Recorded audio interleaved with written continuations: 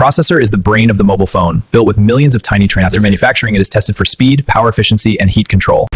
Millions of tiny transistors are built inside the processor. The processor is tested for speed, power efficiency, and heat control.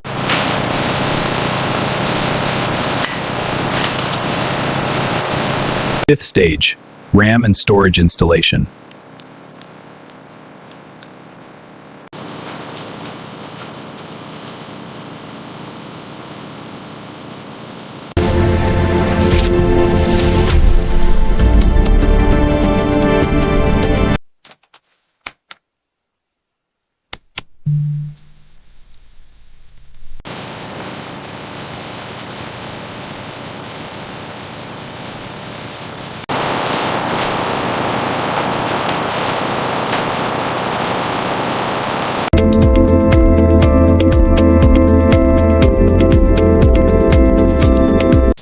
Call test passed. Signal is strong. Camera and sensors are functioning. Battery and charging are optimal. This one is defective. Removing it.